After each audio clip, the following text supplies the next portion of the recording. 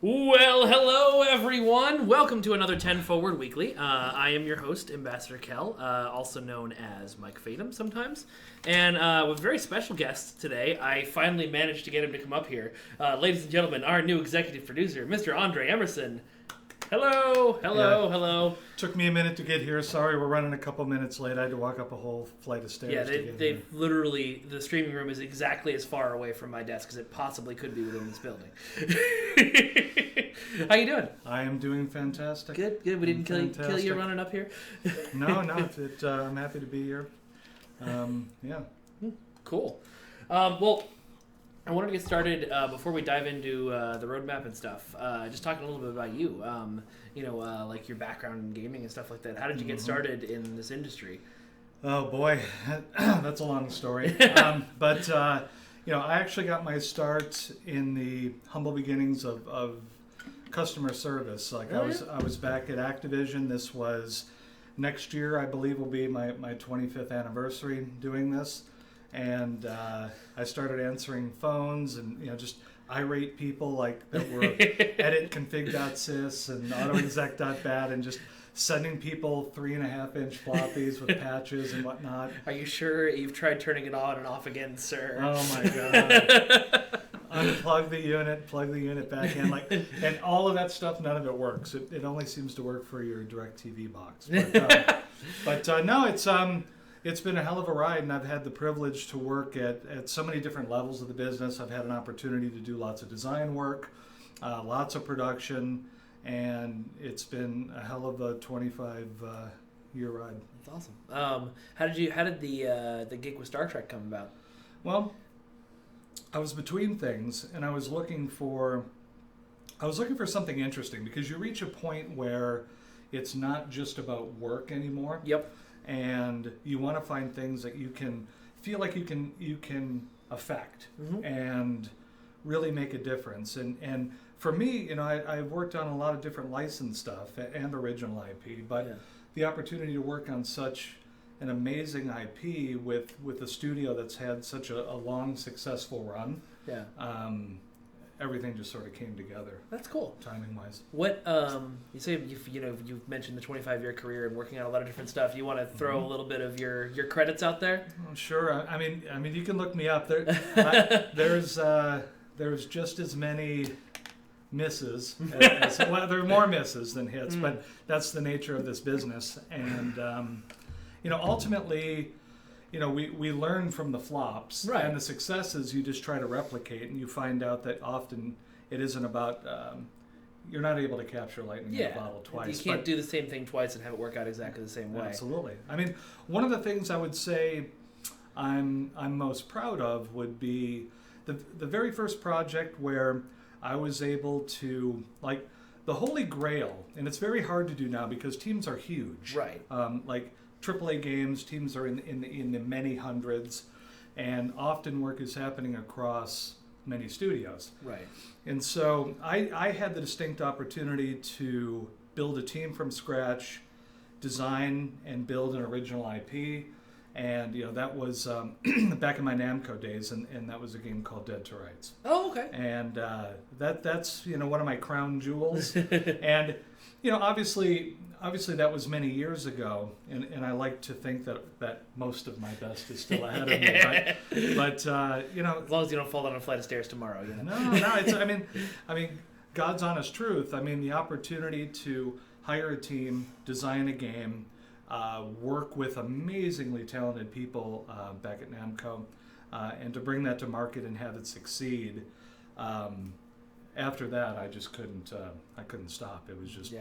It was so. Well, especially when so you're working, fun. at least like with Star Trek, you have kind of be into a built-in audience and stuff like that. But when you're working on an original IP, you don't really know how anybody's going to react to it until it's out there. No, and when you look, and that's one of the reasons why I wanted to come work on Star Trek is because having worked in some live free-to-play and definitely a bunch of mobile stuff, I love the idea of live operations. I love the idea of being able to take something.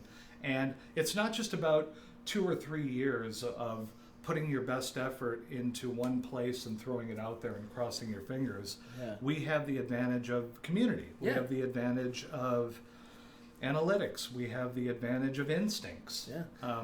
And to be able to shape something that's constantly in motion with all these different vectors of information is, it has a trading floor newsroom vibe. Yeah, it does. It and does to be able to affect something, and to, it's like a lot of times it used to just be throw it on a disc, get it out there, pray.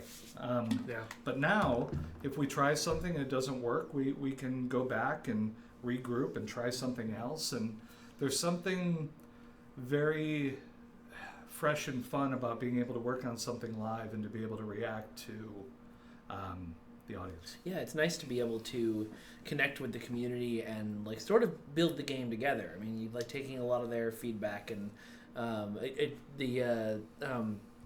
you were mentioning like kind of the newsroom feel. There was a thing today where we Jeremy sent out an email at noon, and by like 2:00 we'd already made a decision on a major change because it was just like, oh yeah, that's a good idea. 3 emails flew. There was a conversation at a desk. It's like, go do it, done. No, and that's what's beautiful. Like for many years, you would put your best effort out there, and if people came across something they didn't like, or you knew that you wish you could have done better or whatever, you just sort of had to deal with it. And now we can flip switches and turn knobs and really affect the game live. Yeah, which is why we're never doing another 3-week arena event.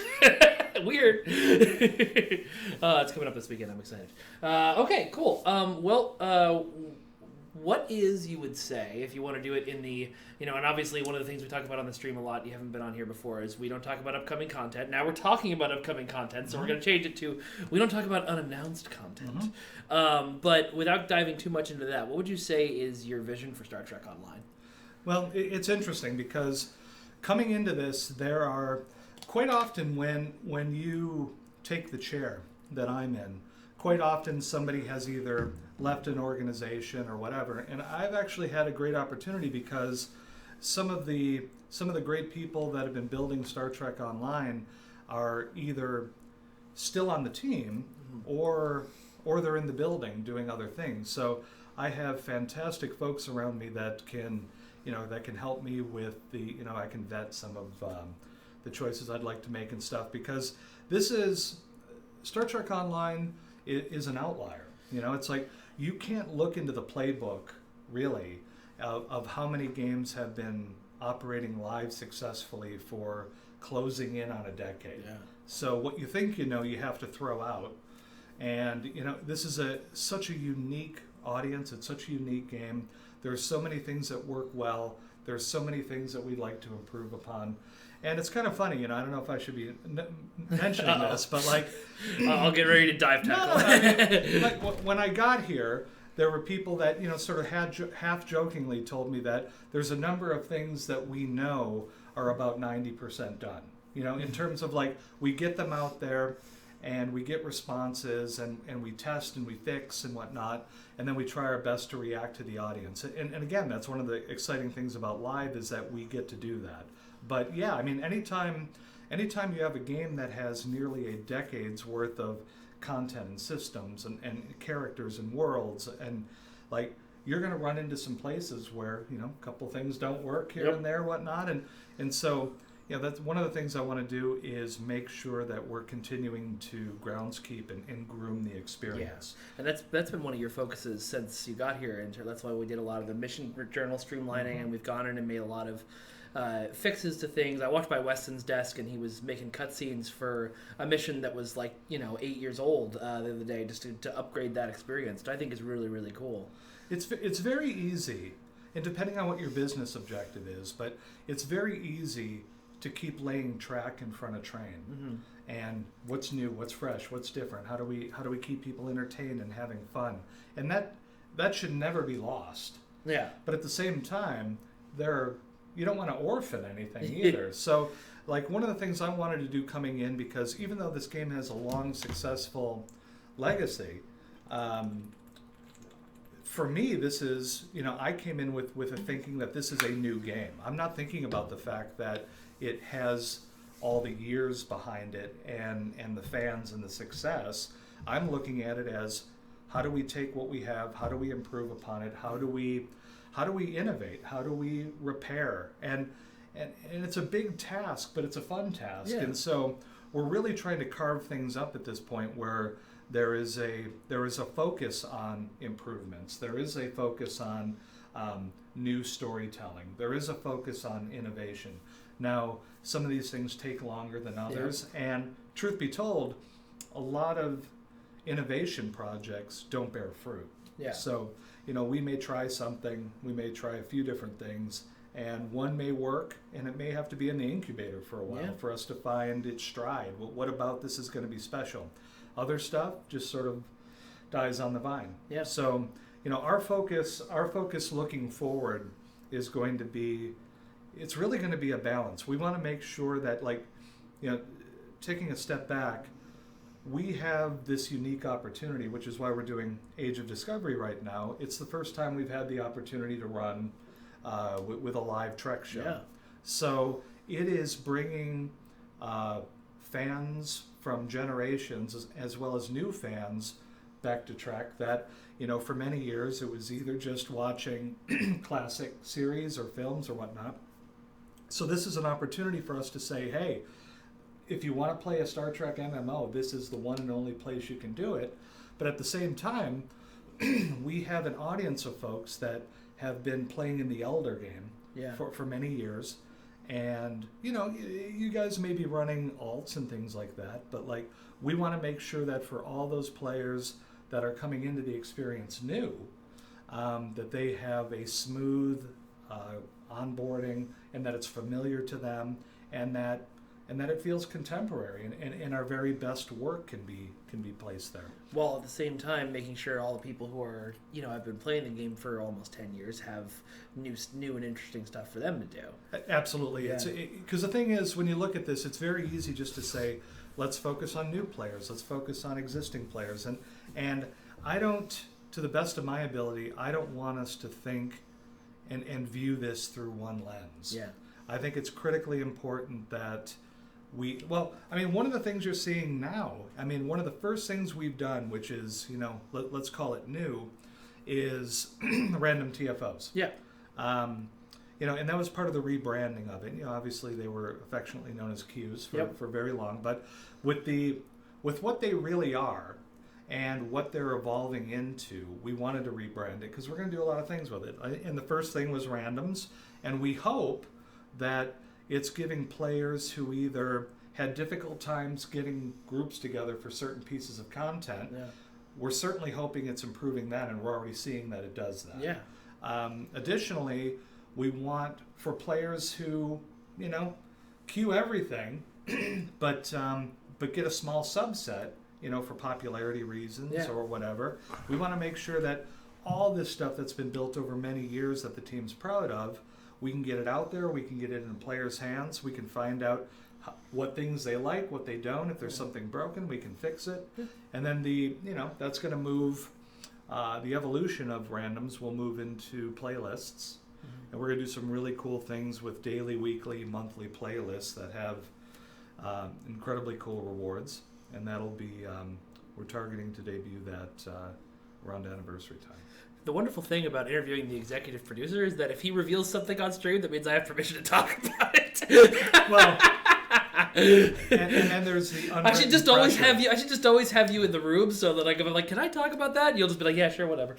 Well, and then the side benefit is if the team's like, well, I don't know if we can pull that off. I'm like, well, I already talked about it. Yeah, I already said it. It's announced now. So it's another way to motivate. Yeah, that's cool. I forgot to ask, what's your background with Star Trek? Like, how were you a Trekkie growing up? Well, I grew up in a Trek household. It's like I'm giving away my my age at this point, but my dad and my oldest brothers, they were religiously tuned in to the original series live as it aired. And I picked up on it a little bit later, but there was already affinity in the household for the show. And so for me, I think Spock was my first Halloween costume. Nice. I've been desperately trying to dig up that picture. I haven't found it yet, but I'm trying. But for me, I have a Spock hat in the room if you'd like to relive your glory days. You get the ears and the hair and everything. for me, I've always had a passion for it because it is a show that's been, it's been confident in its, with so much sci-fi.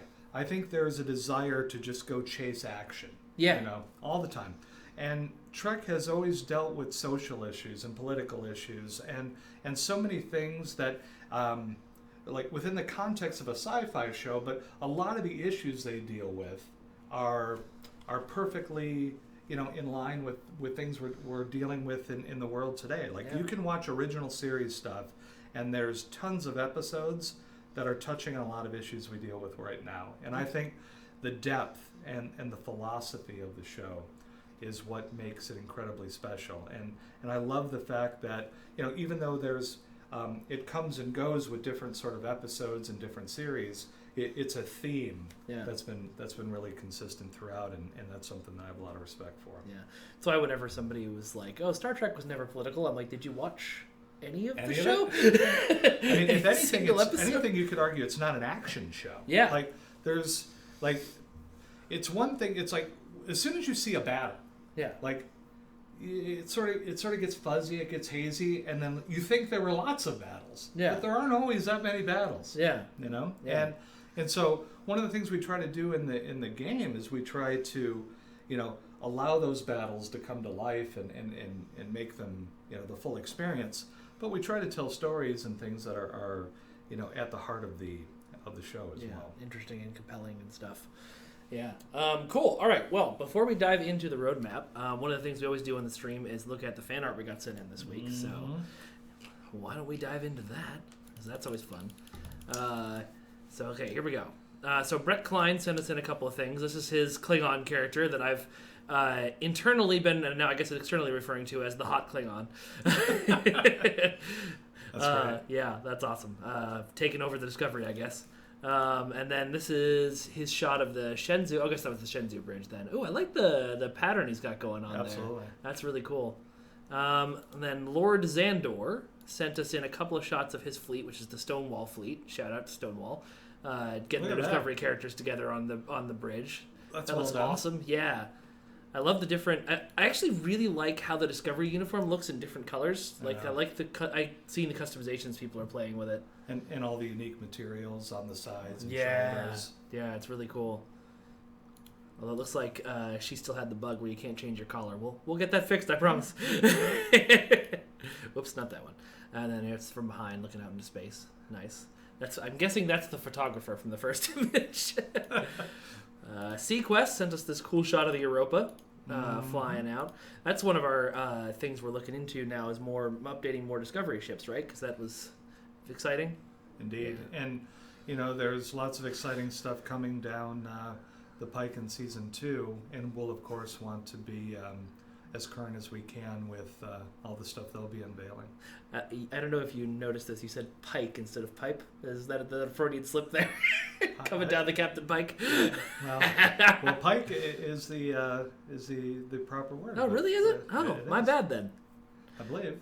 Well, chat will tell us. We can see if somebody in chat can do a fact check. Okay, Xandor says the color bug was fixed. She hasn't changed it yet. All right, so this is our resident landscape artist, Nuno Espadinha, I believe is how you pronounce it. Yeah, isn't that cool?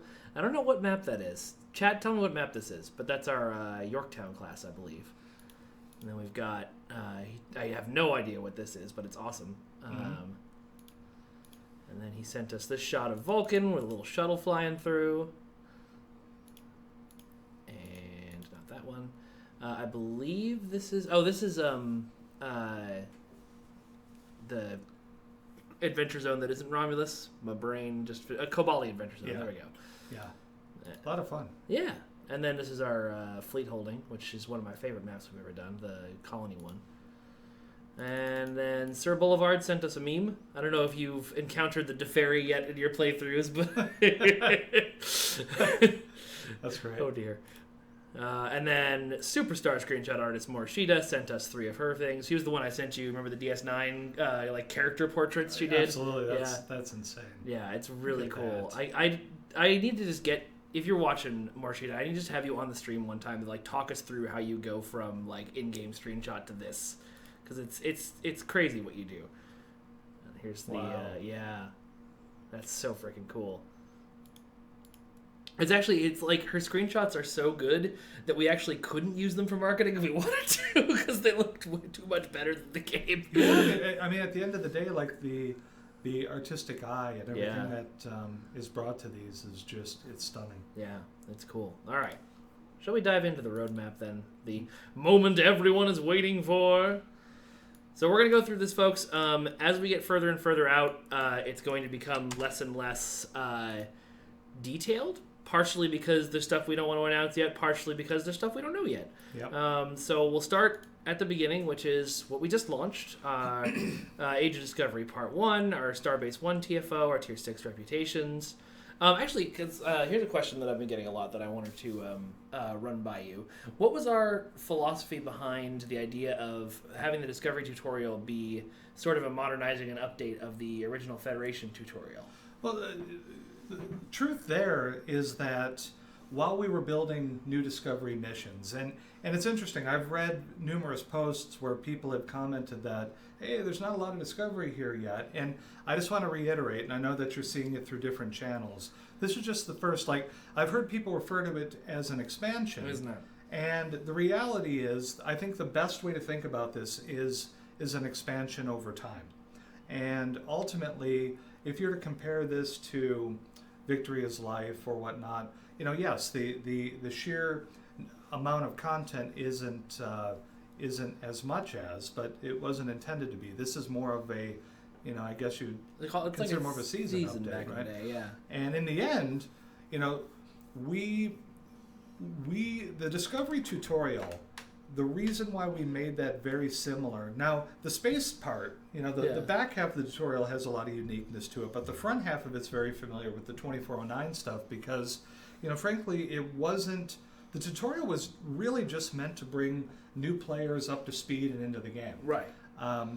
Everybody who's been playing the game for a long time, I mean, you've probably, whether you came in through the TOS tutorial, whether you came in through Klingon, like Romulan, like however you got here, you don't really need another tutorial. Yeah. So we didn't want to put a ton of effort into teaching players who already know what they already know. Yeah. So the tutorial being, you know, I've heard the term reskin and Which whatnot. is a little bit of a understatement of the amount of work that was put in that tutorial. Like even though it's largely, like I said, particularly the front half is largely inspired by, there's still an enormous amount of work. And we wanted to make sure that the actual episodes we created were very unique, and we'll continue to do so. But it just wasn't felt that we wanted to make a tutorial for players who already knew how to play the game.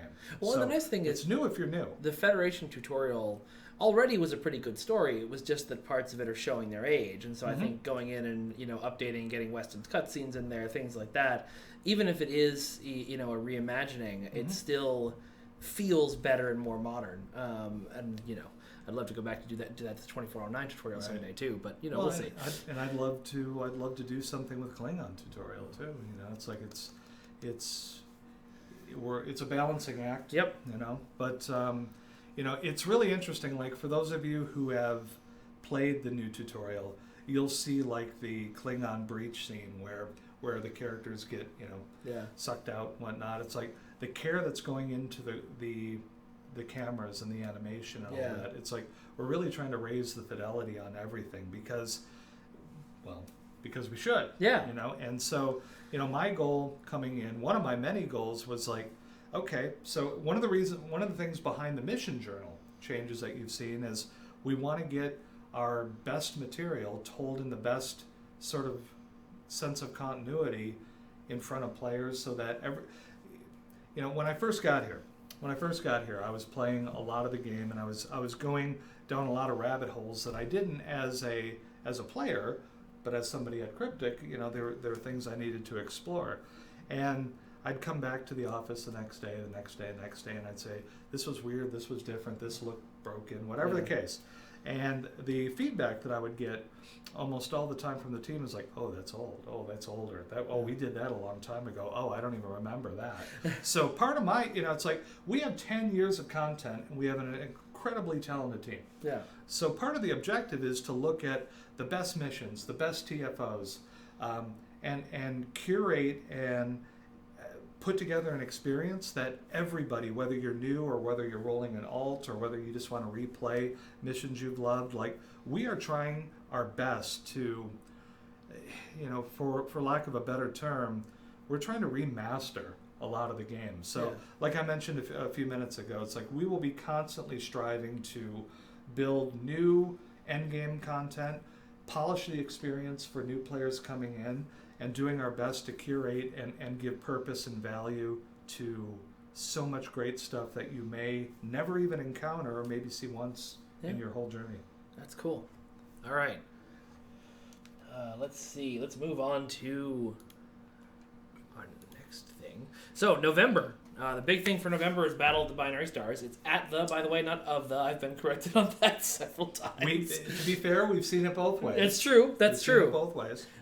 So Battle of the Binary Stars is our big featured TFO. So what does a featured TFO mean? Well, one of the things it means is that we know that players have been playing Mirror Event, Breach, Crystalline for a long time. And while these are stalwarts and these are things that that people like to play, there's no question that it's really time to refresh our 3-week event pool. And the team's excited about it. I'm excited about it. The first step toward that is featured TFOs. And one of the things we're going to do is sometimes there'll be unique content within the TFO itself, sometimes unique rewards, whatever the case. But ultimately, these are our new 3-week events that are going to, let me take a step back. Like when you look at the 3-week events we have now, right?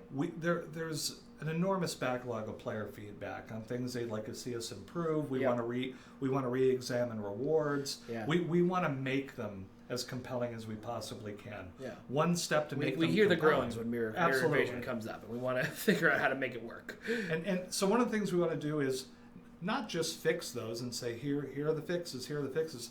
We want to update our event types with more content. And so in November, we're going to have Battle of Binary Stars roll out, and it's going to debut as a 3-week event. There's going to have a really cool, unique reward for playing through, which we won't talk too much about today, but more coming on that soon. And the idea is that as we build these bigger, more focused TFOs, they'll debut as 3-week events, and then where appropriate, they'll slot into the random and play list and general TFO list. Right. So sometimes when it slots in, there'll be slight changes to the content, changes to the rewards and whatnot, but we want to make sure that each of these debuts in a way where we can give players something new and in a consolidated period of time get lots of feedback on sort of the balance and everything else about it. So we thought this was fantastic because this was a big part of Discovery Season 1. Yeah. And to be able to recreate a battle that, even though there's some amazing shots on the show, you're going to get to play this entire thing. Yeah. So we had a play test for this yesterday. The art looks fantastic. The action's over the top. It has some wonderful moments in it, and we're going to be polishing it over the next several weeks. But we're on the clock here, November 8th. Yeah. Never got a date. November 8th is our target. That's what we're trying to do. But I will tell you that I'm very quality focused, and if it ends up being a day or 2 or 3 later, because that's going to improve the experience, then it will be. But right now, we are targeting November 8th to launch this for PC. That's awesome. And so when these things go back into the rotation, will they, since we're going to be making adjustments to them to make them a regular TFO versus an event TFO, will they then, like how the Breach and Crystalline work, occasionally come out as the event version again for another 3-week run, or will they stay a TFO forever? We're talking about that right now. Okay. We've been talking about it today, actually. Oh, right. And it's a great question because we don't want to just say, hey, it's back, hope you liked it. It's like, as these things debut and as they slot into their rightful TFO slot, we want to learn as much about them as possible. Like, which ones, because we're going to be building, over Age of Discovery, we're going to be building lots of new TFOs, and many are going to debut the same way we're doing Battle at Binary Stars. And in the end, there's going to be something people really like, and there's going to be things they like less. And so we're excited to hear what you like, what you don't like. We'll see what we can sort of adjust and improve upon. And for those ones that are loved, I mean, we will have a broader, larger pool to draw from for these events. And let's say Battle at Binary Stars is a huge hit. Everybody loves it. And there's no reason to think that we wouldn't take all that feedback, think about how to bring it back bigger and better as its, event big brother, so to speak, and take in all of that feedback and roll that in. So the whole point is to broaden how much unique event content we have. And we think this is going to be a great way to get lots of feedback, get some great rewards for players out there, and then figure out sort of where it lives in the ecosystem down the line. Yeah, that's cool. All right, let's see if any questions we got going on. Let's see. Okay, Coriot's got an interesting question. Will any of these new featured TFOs be considered part of the main story, or are they all side stories? And I think that's kind of a case-by-case basis, right? Obviously, in Star Trek Online, we deal with lots of different sort of timeline management. Yeah. And certain TFOs will be part of the narrative. Others may be just a little before or after a story we tell in their timeline. So, yes, it's like where appropriate, they will enhance the story. Yeah. And where there's a great idea to do something fun, but it doesn't quite fit, we don't want to shoehorn it. Yeah. So where appropriate and where applicable, we will. But it's mostly about an interesting piece of content, interesting gameplay, and if it's complementary to the story. Like, it's likely that it'll be themed. Like, one of the big ones we have coming up is Pavo. Yeah, which we'll get to in a couple of things, yeah. But that's an example where what's happening there is part of the narrative of that episode, a replayable aspect of it. Yeah. One of the questions was, what is a featured TFO? One of the things that it also is it's going to replace featured episodes, at least for the foreseeable future. We had a hard time sort of getting our heads around the idea that play this narratively driven thing X number of times and get a thing. Like, an episode isn't inherently, it's repeatable, replayable, but it isn't new. Yeah. And the idea of sort of like, hey, attach a different boss at the end or randomize it just felt like we were trying too hard. Yeah. So, we sort of had a simple eureka moment where we're like, well, the very nature of TFOs is that it is a conflict and it's replayable, etc. So we shifted our efforts from featured episode to featured TFO. So a naturally replayable thing will have comparable, if not better. Frankly, in many ways, I think it will be better. Rewards will be attached to the featured TFO as opposed to play an episode X number of times. And do you think we'll be doing, like we used to do with featured episodes, like a new reward every week for featured TFOs? Is that still in discussion? Well, at a minimum, yeah. The event itself will have a meaningful reward, right. Whether it's a console or whatever. It's going to be something that's like going the to be dinosaur appetizing, yes. But we'll also, because obviously with the episodes there were tech upgrades, spec points. Yeah. All of that will be part of the featured TFO reward scheme. Cool. They're going to hold you to that, so don't forget. No, we have every intention of making this the true successor to featured episodes. Scott Zunker asks on Facebook when Age of Discovery is coming to consoles. My brother, it says it on the screen. You're looking at it right now. It's November. November, Age of Discovery is coming to consoles. We don't have an exact date announced for that yet, but we're going to be announcing that exact date, I think, next week. I think we're announcing it next week. So and it's looking good. It's in QA right now. We're playing it. Obviously we can't be at one-for-one parity with PC, but because there's console submission process and all that sort of boring stuff. But I assure you that it's looking good, and it's right on track. So speaking of things that can be one-for-one parity with PC and console, Kyo's Winter Wonderland comes up in December, and as with we started with last year, it's going to have the same event and the same rewards on both console and PC at the same time, which is awesome. Yep. And have you seen the latest update of the Fakiri ship? Because Jet showed it to me yesterday, and it is, oh my god, it's so pretty. It is. I need it. It is. And that's the beautiful thing, it's like, it's, when you think about the economy of Star Trek Online, Mike had asked me, what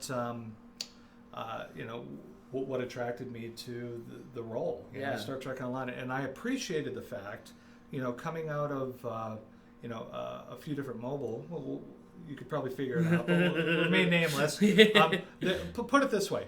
There is a different economic pressure in a lot of mobile free-to-play.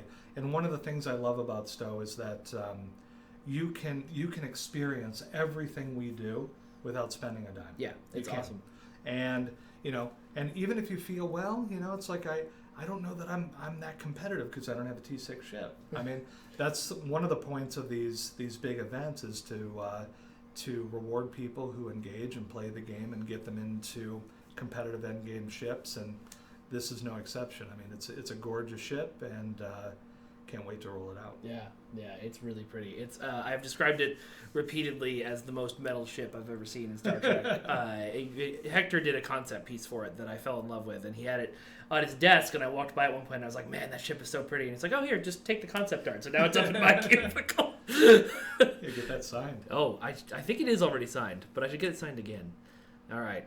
And then January, we're continuing the story of Age of Discovery. The 9th anniversary launches on PC. Battle of the Binary Stars hits on console. And this is, you can tell from the ISS Discovery teaser here, folks, but this is something we talked about a little bit at STLV. This is where we're bringing in Captain Gilly, right?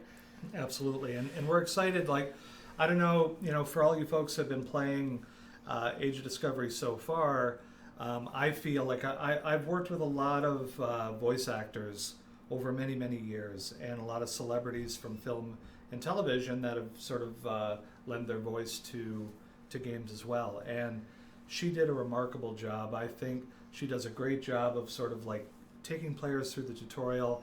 She brought a lot of her character to her role. She didn't phone it in.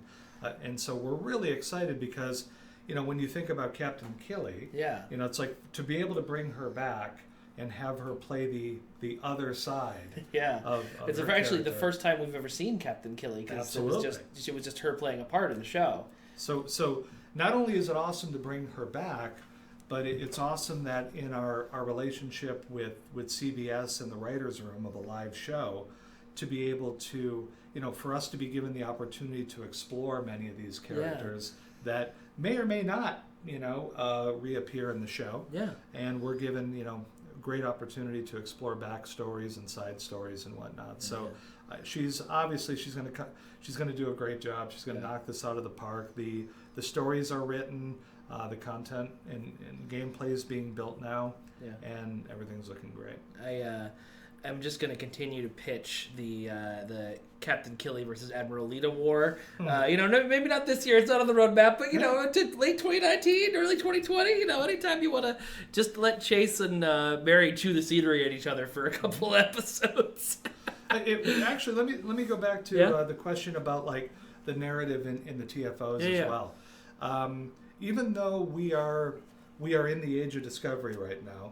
Obviously, there's a lot of things happening in the Trek universe, and possible shows, and obviously Picard's been announced and all that. TFOs, we will also use these where applicable. We'll use these as opportunities to explore. It's like outside of our backyard a little bit. So obviously we're building a lot of content right now around Discovery, and we want to continue to tell all those stories, and we will. But a featured TFO is an opportunity, should it present itself, for us to sort of go off script a little bit if we want to explore something too. Yeah, that's cool. So I was going to say, somebody was asking if the 9th anniversary events themselves were going to have any upgrades. I don't think we're doing any upgrades to like the Omega event or the Q Party or anything like that. But we are releasing a whole bunch of new content with this Age of Discovery Part 2. It's not just like a a single thing with Killy or anything like that. We've got a couple of episodes and stuff coming. Oh, there's a bunch of stuff. There's a couple of new episodes. Battle of Binary Stars will become a replayable TFO. Shortly after the launch of Anniversary, we will have the Pavo will debut. Let's just move ahead. Yeah. Pavo Ascension will debut as an event, and we also, in the time window of Anniversary, we'll also be doing TFO playlists, like I sort of hinted to a little bit ago. And by you hinted, you mean literally said. Said exactly what it is. That's the hint. But between the Omega event, where there's an awesome ship attached to it, the upcoming Pavo Ascension event, TF featured TFO, the new episodes, and then I don't want to skip ahead too far, but there's going to, think of Anniversary, if you don't already, as another season. Yeah. I mean, it's going to be the continuation of Age of Discovery with lots of things to do. And you'll see, part of this roadmap that we're going through, part of the objective of the team is we are really, really leaning into the fact that this is a live game, and that we have multiple lenses that we look at everything through. We've got a strong community. We have metrics. Yep. And then we have gamer instincts, and these are the three things I always come back to. So what we don't want to do is we don't want to just say, here's an update and then go silent. Here's an update and go silent. I mean, we are trying to have something interesting, meaningful every month. Something interesting, meaningful, and new, right? Absolutely. Yeah. Absolutely. Which is cool. And it's really interesting to talking about that. There was somebody who was asking about a Tier 6 Nova, which I hear about on every stream. And we literally had a conversation this morning where Thomas came in and was like, so hey, the Tier 5 Nova is selling really well. Should we make a Tier 6 Nova? I was like, I told you! So, Pavo and the Anniversary. Both of those are Discovery-related things, but take place in 2410, right? Is that correct? Yeah, so that's continuing the post-Victory's life storyline, just with some Discovery-related aspects to it. Well, Discovery. I mean, we're going to be doing a little bit of, again, I won't give too much away, but we're going to be hopping around a little bit, and how that plays out for a new player versus somebody who's bringing their high-end character to this content will probably play out a little bit differently from one another. But we will hop around in the timeline for Discovery to the how best should I sort of explain it? Like for whatever gets us the best quality, the best storytelling, we will do. We're not gonna limit ourselves to anything, but it'll obviously be explained, and it'll be clearly communicated. Alex Karras asked if the Anniversary ship has been designed yet, the free ship. Yes, it has been designed, absolutely. Indeed. It's being worked on right now, as a matter of fact. But we'll have more information on that later. We don't want to, dump everything on you guys at once. Super cool. Yeah. Oh, and by the way, Pavo Ascension, this will be our first big, awesome ground TFO in a long time. It may predate me. I don't remember the last time. We haven't made one since I've been here in the last 2 years. Which is cool. I played the Big Dig the other day because I was doing randoms. That's a fun little thing. It is. Yeah. It is. Yeah. Obviously with all the learnings. Bug Hunt, not Big Dig. Bug Hunt. That's right. It's like that popped up for me a couple of times in randoms. But Pavo. It's obviously it was a very cool episode on the show. They didn't have the chance to explore it fully, and we're going to help them do that. And the TFO, I mean, I played a rough iteration of it yesterday. It's feeling good. It's going to be fun. As we think about sort of the balance of space and ground gameplay, we're looking to the strengths of the ground gameplay and try to figure out sort of like how do we build the geometry? How do we create an atmosphere where you and your away team and the enemies and like everybody's got meaningful roles, and so we're really looking to improve all aspects of the ground game. That's cool. I just have to make fun of Florian for a minute because he said I blurted out the name of the species of the winter ship. Bro, it's literally on the screen.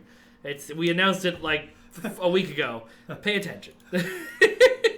All right, we're moving on. All right, so personal endeavors. We actually revealed this a couple of months ago because I was on vacation and no one told me it had been moved.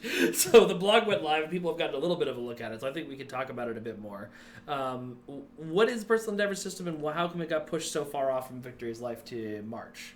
Well, I don't know exactly what's been shared on it. Okay, I can show you the blog at some point if you want. But okay. I'll assume you know something. Yeah. But ultimately, as we talked about a bit earlier, we are constantly looking for interesting things for players across the board to do. Yeah. And this system, it's a lot of fun. There's no one particular reason why it didn't happen at the time of the blog and why it's targeted now for March, other than,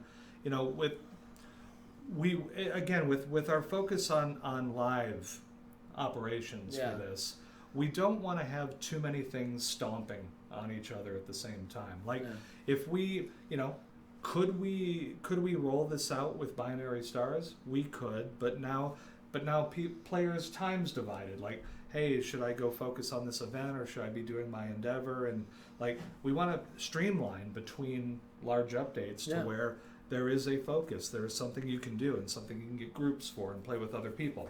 Now, this feature in particular, though, every day players will get 3 different objectives, easy, medium, hard, and the rewards are fantastic, and they reset on a 24-hour server clock. And one of the cool things is that this thing, last we ran numbers on this thing has a 2+ year life to it. Oh, wow. And there is a deep progression system where as you gain XP from completing endeavors, easy, obviously less XP than hard, but as you gain XP, you get perk points, and perk points the cool thing is it's account wide. And so it will upgrade all of your characters and across all your different attributes. So it's another way to sort of expand the progression of your character and your alts, and strengths. Yeah, absolutely. That's cool. A couple of people have asked since we released this whether that particular image we chose is a teaser. It's an interesting question, isn't it? Moving on. All right, and then we're into April, which is the beginning of our content with a certain Commander Landry. Anyway, with Rika Sharma. I think I can't remember her rank, but Rika Sharma, who we announced at STLV, is joining the game. The first part of her stuff will be coming in April. We can't talk about this much. Now we're entering into we can't talk about it this much because we're still in discussions phase, right? Well, it's not a big secret as much as to your point. We're hammering out details with CBS and the writers right now. We want to make sure that in exploring her story, obviously her story crosses paths with Lorca, the Baran, and we want to make sure that we pay respect to anything that exists around those details. Yeah. So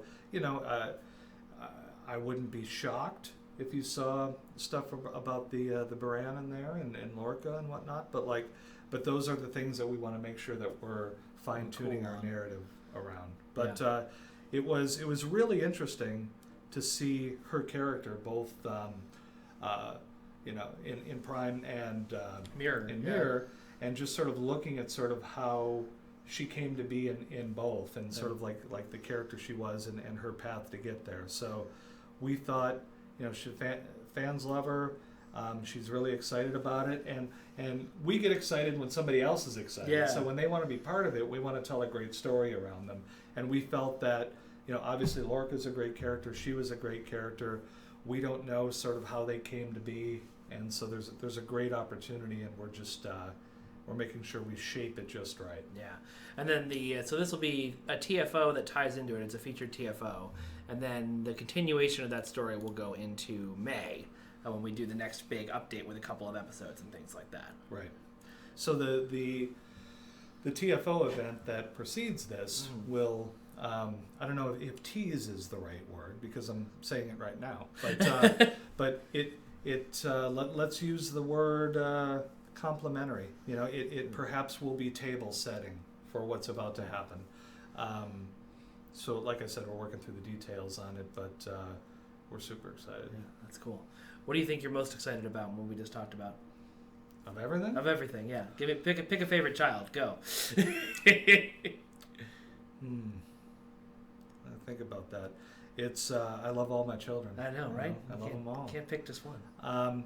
Well, I'm excited to be able to do something new and unique every month, because I think, you know, like if there's any one of the positives that I think I'm bringing with me to Cryptic and Stowe is the focus on live gaming.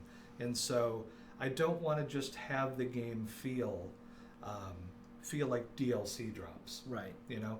And I think the fact that we have a live plug into the world, we have an opportunity to do sometimes bite-sized stuff, but far more frequently. Yeah. And, you know, sometimes we will have a new promotion, and it's always great if there's a cool new ship that we want to get into your hands. I think it's cool to say, and here's a featured TFO that you can fly it in and see how it behaves. And so I'm excited. Maybe it's too much of maybe it's too soft of an answer, but I'm excited about the fact that our cadence is very aggressive. Yeah. You know, I want to be able to do lots of things. You know, the things that work, we want to do a lot more of. The things that don't, we either want to fix or do less of. It's like, it's really about, you know, win often, and if you're going to lose, fail fast. Yeah. That's the best way, I think, to stay connected to the audience and to grow, you know, our path to where we're going. That's really cool. All right, well, we're going to do a couple of questions from the audience here, and then I will let you get back to work. Why are you so out of focus? This camera sucks. By the way, I need Mike to make the lights a little hotter. Oh, okay, good. Yeah, just make sure I'm really burning you out. Yeah. Let's see. Here's one that's interesting. Race Shadow wants to know about updates to the rewards for the lifetime subscription. Have we considered adding new races or ships or things to that? TBD. Okay. It's something that's come up several times. I don't think we're 100% clear on the path, but it's something we're talking about. Okay. Cool. Let's see. Danny Keith, that is a very interesting question. He was asking if we could get the Emmett Till, the ship that just got revealed for the DS9 documentary. We saw that announcement and we were all very excited about it. I think that's all we can say about that right now. Yeah. Let's see. Oh yeah, here's one. That's actually something for the notebook. RTK142. I think there's a technical reason why the warp sounds in the game are all Discovery warp sounds right now. We're still looking into that. Edol11 wants to know if there are any plans to add more races to the Discovery faction. Like more playable races down the line, like Andorians or Tellarites or things of that nature. Absolutely. Yeah. Absolutely. Dates TBD, but perhaps another classic example of things that will drop in at or between larger releases. This just happens to be the set that we were ready to roll out with at the quality target. Yeah. And even those we're ultimately looking to improve, but it's going to be very broad. And if we put out Discovery Andorians or Klingons or that nature, are 2410 characters going to be able to use those parts? Do you think? I would think so. Cool. I mean, for any species, any race that we have narratively bridged the gap between travel and whatnot, I think that would be appropriate. Yeah. Plus, Space Barbie is the real end game. Mm-hmm. Let's see. Hippie John 71 says, "What 2410 centric content do you have an interest in exploring and expanding upon?" Well, I have a sneaky suspicion that, or at least a hope, that wherever the Picard show goes, will be a place for us to sort of lean into that. But we know so little about it. We can't get details. Yeah. Partially, I think, because they don't exist. They started writing last month. Absolutely. But, they're not holding back. It's just it's evolving. But as has been announced, this is 20 years, right? 20 years after Nemesis. Yeah, so like 20 10 or years 30. before us, because we're 30 Right, after, and yeah. they're 20 after. I think they're a decade before us. So, I mean, that's an area where I think it's a natural place for us to, because obviously our goal is to grow and succeed and bring more players in and all that sort of engagement. And depending on what they do with that show, that may influence what we do in that era. Yeah. But everybody wants to do more Borg stuff and whatnot. Oh yeah, so, yeah. you know. Playable Borg is the thing the trumpet we hear. We hear it. Oh, and trust us. We want to do it. Yep.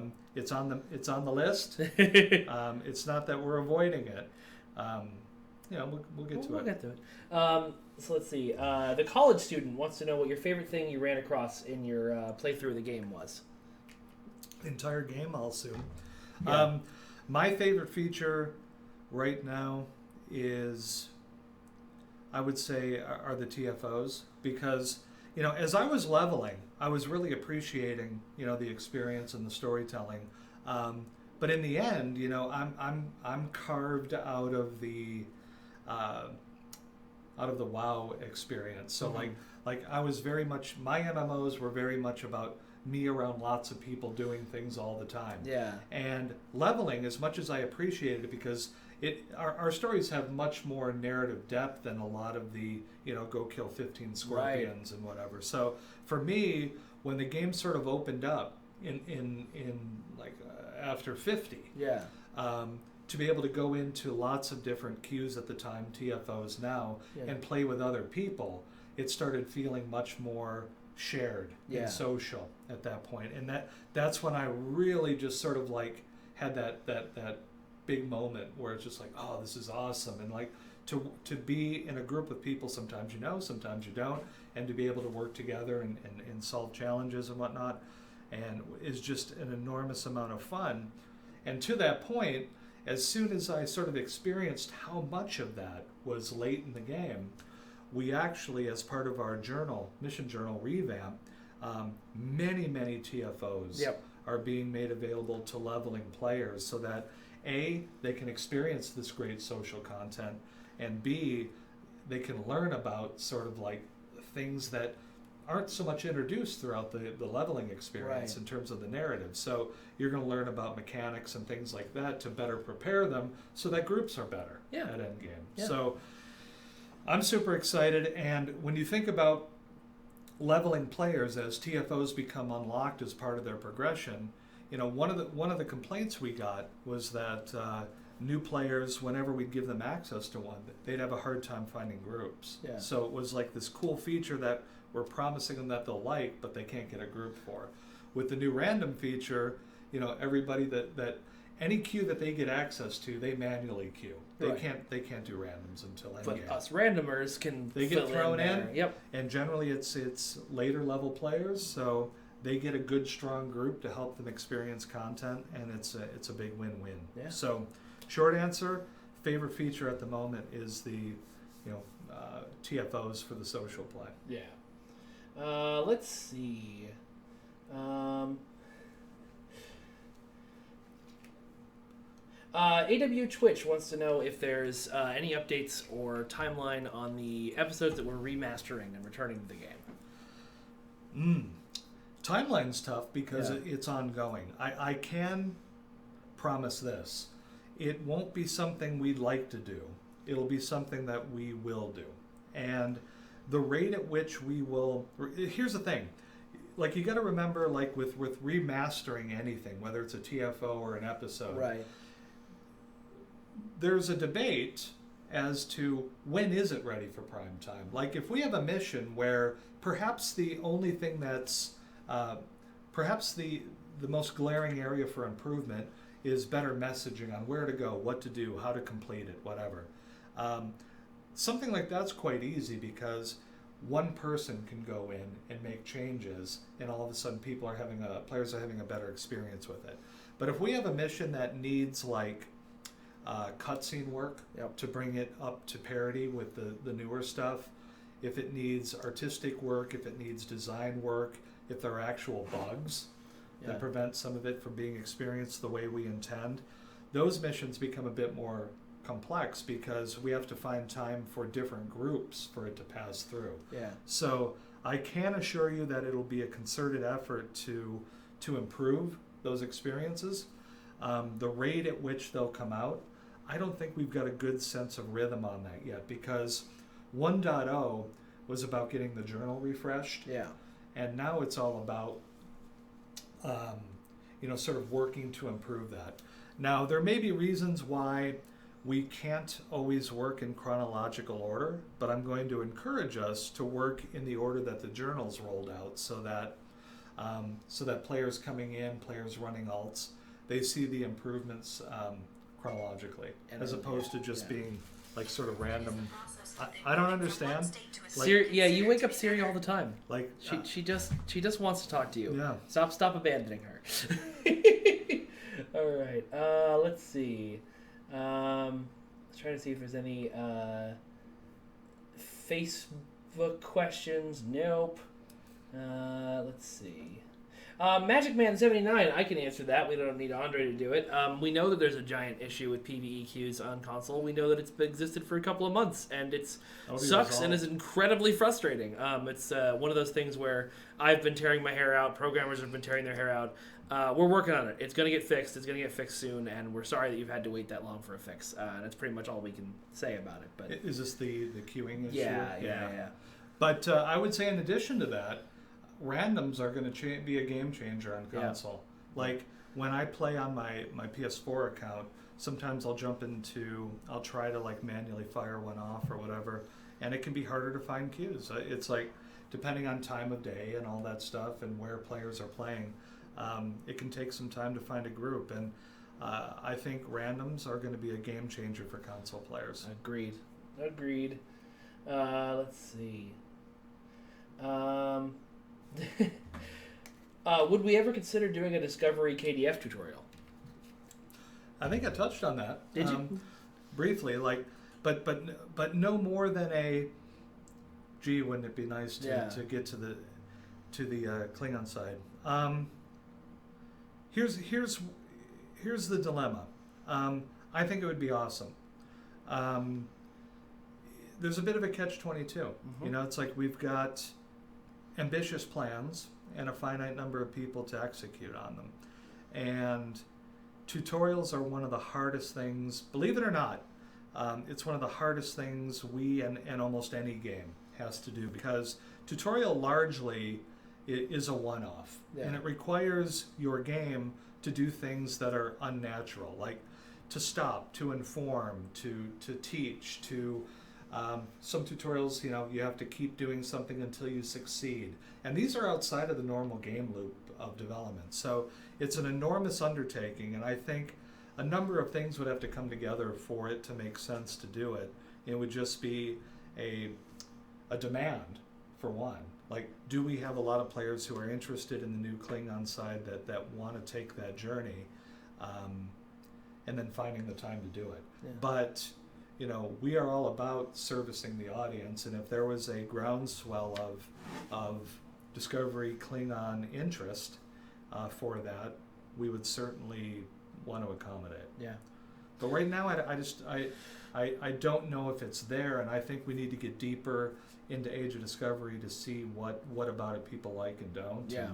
And where to shift attention. Well, with Klingons, as you know, we always kind of have the chicken and the egg situation, which is, Federation is our more popular faction. Well, is that because we don't do enough Klingon stuff, and back and forth and back and forth? And so, what we've talked about on the stream before is that I think the solution we've sort of come to is that new content is content for everybody, and Klingons are going to be able to enjoy Pavo and all Absolutely. of that other stuff. Yeah. And we want a lot of the new things we do to be available to all levels, too. Like, many things, in the past have been gated by endgame. And like our events coming out, we want, young captains to be able to play that stuff too. Yeah. Let's see.